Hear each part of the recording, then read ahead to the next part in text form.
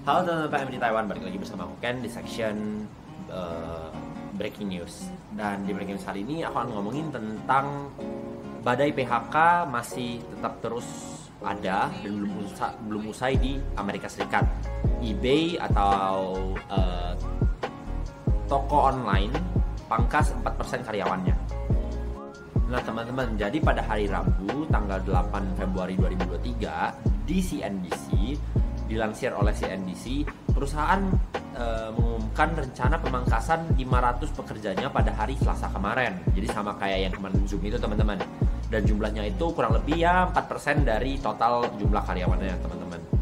Dan karyawan yang akan terkena PHK akan diberitahukan oleh eBay selama 24 jam setelah pengumuman PHK diumumkan oleh perusahaan. Dan dalam memo karyawannya, CEO dari eBay yaitu Jamie Iannone mengatakan bahwa perusahaan memutuskan untuk melakukan PHK setelah mempertimbangkan kondisi ekonomi makro secara global, yaitu untuk beberapa bulan terakhir teman-teman, ya yang seperti kita bilang bahwa bisnis resesi dan segala macamnya ya itu memang terjadi. Dan makanya alhasil semua startup atau semua bisnis yang bakar uang besar-besaran itu mulai memangkas cost-nya lagi teman-teman.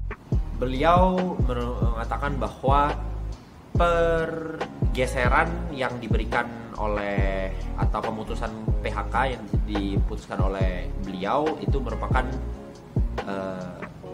suatu tindakan yang akan memberikan ruang tambahan untuk berinvestasi dan menciptakan peran baru di area yang berpotensi tinggi nih teman-teman, seperti teknologi baru, inovasi pelanggan, dan pengembangan pasar.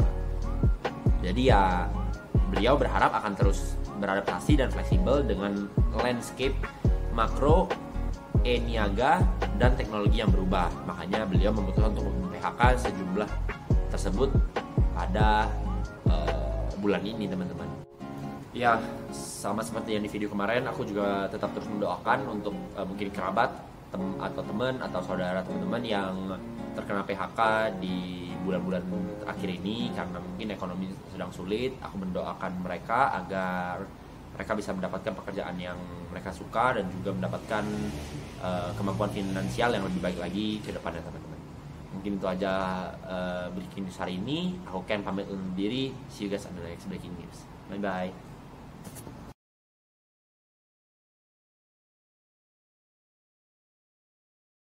Halo teman-teman PM di Taiwan, balik lagi bersama aku Ken di section Fun Fact. Nah teman-teman, jadi di fun kali ini aku akan ngasih tahu teman-teman bahwa ada festival Lentera yang diadakan di Taipei. Dan ya itu telah diundur selama 23 tahun dan pada tahun ini akan dikeluarkan kembali. Dan biar teman-teman bisa lihat, aku share informasinya di klip berikut. Nah teman-teman, jadi setelah penantian kurang lebih 23 tahun, akhirnya Festival Lentera 2023 akan diadakan kembali pada tanggal 5 Februari sampai dengan 28 Februari teman-teman 2023. Nah ini tuh bertema sumber cahaya Taipei teman-teman. Jadi memiliki latar belakang tentang kebangkitan asal muasal Festival Lentera yang ada di Taipei ini dan menerangi seluruh kota Taipei dengan cahaya harapan. Jadi gitu teman-teman. Nah teman-teman, jadi festival ini diadakan di 4 zona nih. Dan letak tempatnya itu ada di Sun Yat-sen Memorial Hall, Taipei City Hall Square, juga Chongqiao East Road, dan juga Songshan Creative Park. Jadi ada 4 titik nih teman-teman, dan teman-teman bisa datangin semua.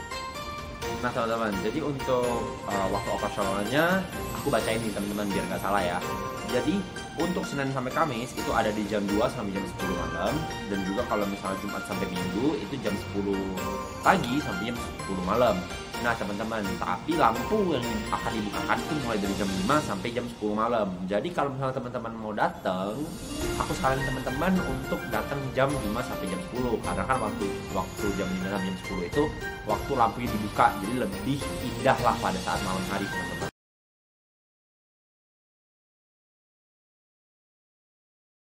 Halo teman-teman PM di Taiwan, balik lagi bersama aku Ken di section Tips and Tricks. Nah, di tips and trik kali ini aku akan ngebahas tentang gimana sih caranya konsisten untuk ngerealisasiin mimpi-mimpi teman-teman. Oke, disimak ya tips and triksnya di next clip.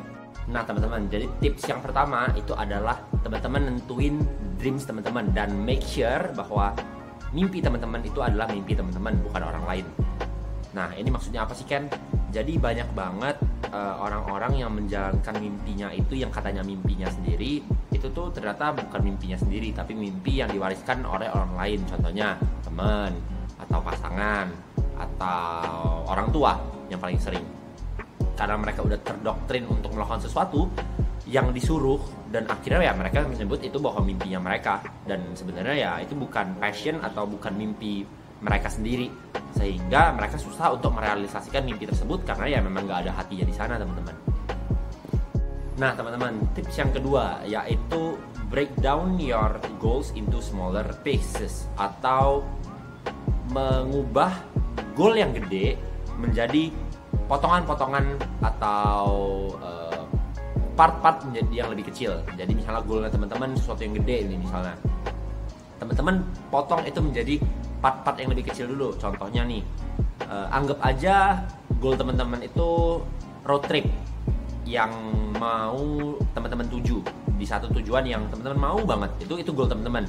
Tapi untuk menuju ke destinasi tersebut itu kan ada banyak tuh, lewat jalan mana. Nah teman-teman mungkin boleh potong per jalan-jalan tersebut teman-teman. Jadi teman-teman tahu nih, oh aku harus laluin ini dulu, harus laluin ini dulu, baru aku bisa nyampe ke goal tersebut. Jadi teman-teman mempunyai arah untuk menuju ke goal tersebut. Nah tips yang ketiga ini, setelah teman-teman udah potong jadi part-part yang lebih kecil, teman-teman harus get organized dan juga sistematis. Jadi teman-teman harus lebih sistematis dan juga teman-teman harus lebih tertata nih. Jadi contohnya, teman-teman misalnya mau jadi juragan balik Indo. Oke, teman-teman waktu mau balik Indo mau jadi juragan itu perlu apa aja sih? Pertama misalnya perlu modal, kedua perlu cari tempat, ketiga perlu cari bisnisnya mau ngapain, keempat perlukah cari pekerja. Nah itu kan hal-hal yang harus teman-teman pikirin tuh. Teman-teman kan udah list di bagian yang tadi. Teman-teman udah cut per segmen, mungkin teman-teman udah cut per tempat, teman-teman udah cut bisnisnya ngapain, teman-teman udah dapetin juga mau pakai pekerja atau enggak, dan teman-teman sekarang harus mulai kerjain, dan tapi tetap harus sistematis teman-teman. Jadi jangan sampai teman-teman, oke, hari ini aku mau ngerjain ini tapi aku juga harus ngerjain yang ini. Nah teman-teman nggak akan clear, atau teman-teman nggak akan lurus gitu loh tujuannya. Teman-teman pasti akan nggak fokus jadinya. Makanya itu yang mungkin akan membuat teman-teman stres sendiri dan jadinya ya malas untuk mencapai mimpi tersebut.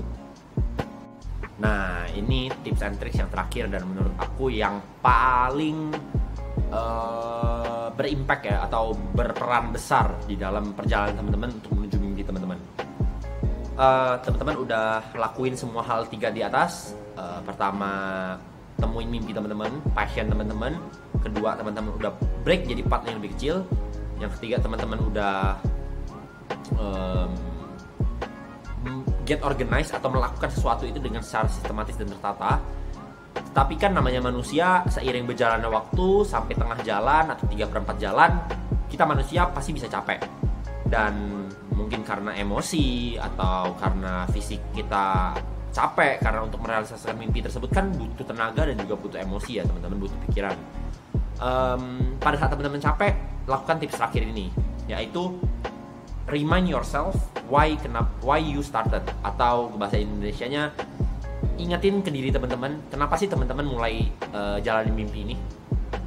Itu yang akan memotivasi teman-teman. Teman-teman nggak perlu lihat YouTube, lihat TikTok, lihat Instagram yang tentang motivasi segala macam ABC. Tapi teman-teman lihat kembali lagi ke alasan teman-teman di pertama itu, kenapa sih teman-teman mau jalanin mimpi ini. Mungkin teman-teman ada alasan lain untuk jadi orang yang lebih baik lagi ke depannya dalam segi mungkin financial, atau teman-teman mau membanggakan orang tua, teman-teman mau bantu orang lain.